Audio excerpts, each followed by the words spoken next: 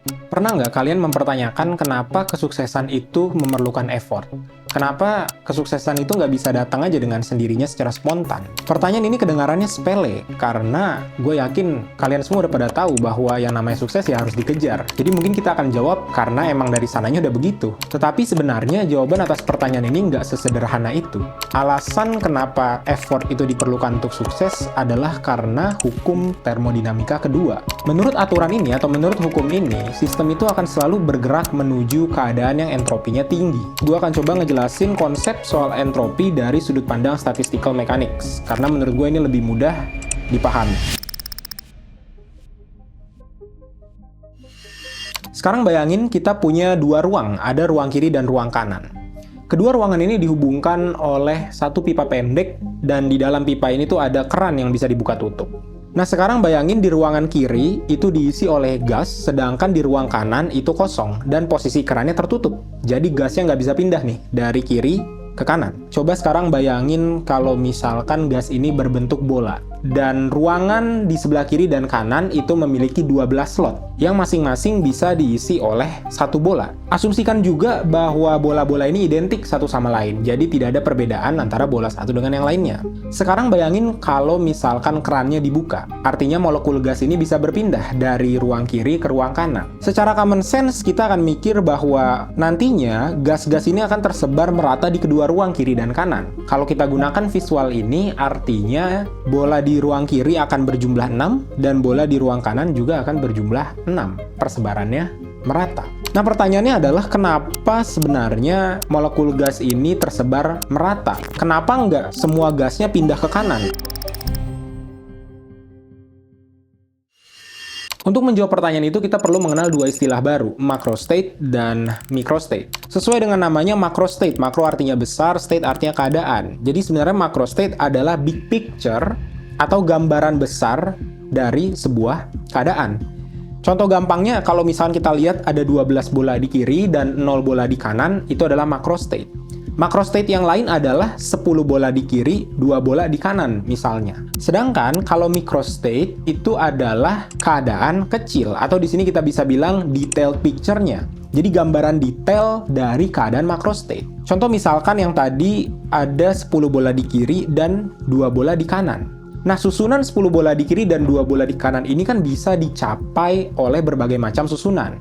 Bisa yang susunannya 10 bola di sini, di sebelah kiri, dan 2 bola di kanan di sebelah sini. Bisa juga 10 bola di kiri sebelah sini, dan 2 bola di kanan sebelah sini. Dan masih banyak lagi cara-cara menyusun 10 bola di kiri dan 2 bola di kanan. Nah, kumpulan dari cara penyusunan ini yang disebut sebagai microstate. Jadi sebetulnya, satu macrostate itu bisa memiliki banyak microstate. Nah, sekarang kita akan coba hitung berapa banyak microstate untuk tiap-tiap macrostate. Kita mulai dulu dari yang paling sederhana, kondisi awal ketika keran tertutup dan ketika semua bola itu berada di sebelah kiri. Nah, untuk menghitung microstate-nya, kita perlu mencari tahu berapa banyak cara menyusun bola di sebelah kiri dan berapa banyak cara menyusun bola di sebelah kanan. Nah, di sebelah kiri, 12 slotnya ini udah penuh keisi sama bola. Artinya cuma ada satu cara penyusunan, yaitu semua slotnya terisi penuh. Sedangkan di sebelah kanan, kondisi awalnya adalah semuanya kosong. Artinya cuma ada satu cara penyusunan, yaitu semuanya kosong. Sehingga total microstate untuk keadaan 12 bola di kiri dan 0 bola di kanan adalah 1. Coba sekarang bayangin kalau misalkan kerannya dibuka. Artinya sekarang gas bisa berpindah dari kiri ke kanan. Kita gunakan kasus yang paling sederhana dulu. Ada satu bola yang berpindah dari kiri ke kanan. Cara untuk menyusun satu bola dari 12 slot yang tersedia, kita bisa gunakan rumus kombinasi.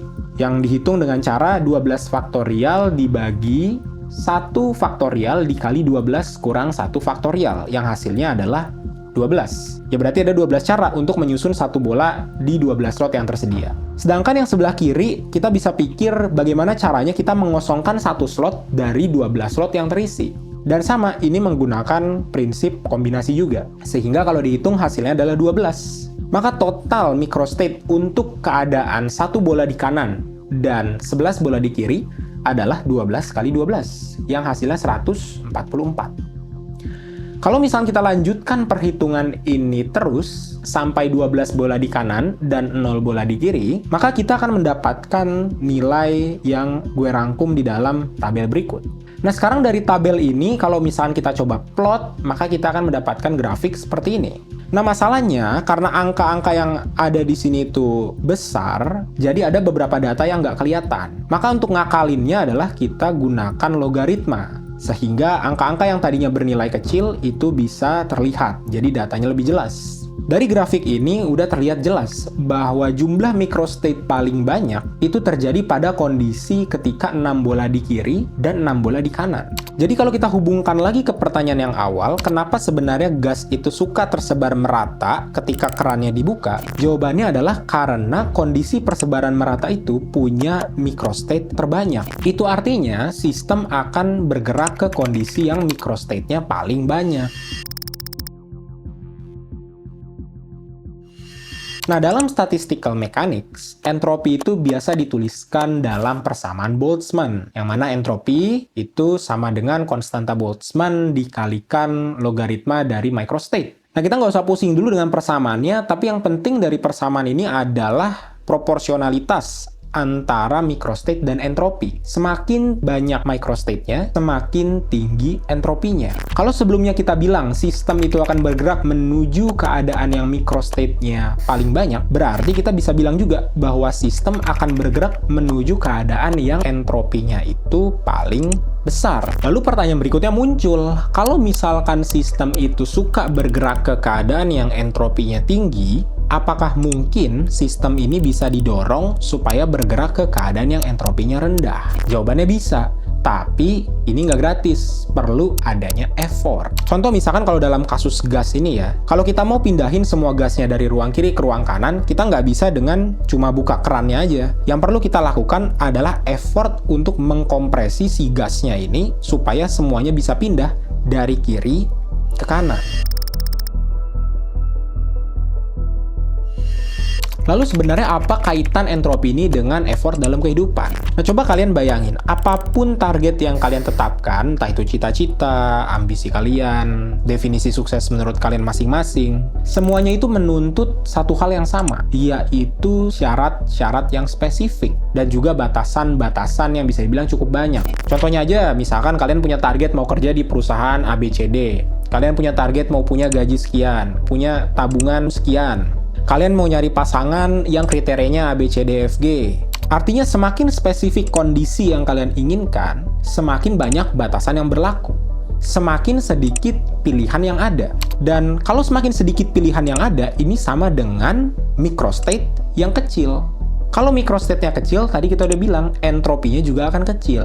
Untuk menggerakkan sistem ke keadaan yang entropinya kecil, diperlukan effort. Jadi kalian bisa bayangin bahwa effort yang sedang kalian lakukan sebetulnya adalah usaha kalian untuk mendorong kehidupan ke keadaan yang entropinya kecil. Kalau lu coba melihat dunia dari sudut pandang entropi ini, lu juga akan paham kenapa sebenarnya kegagalan itu harus terjadi duluan sebelum terjadi kesuksesan. Karena untuk masuk ke entropi yang kecil, lu harus melewati entropi yang besar dulu, dan lu harus mendorong sistem itu perlahan-lahan menuju ke nilai entropinya kecil.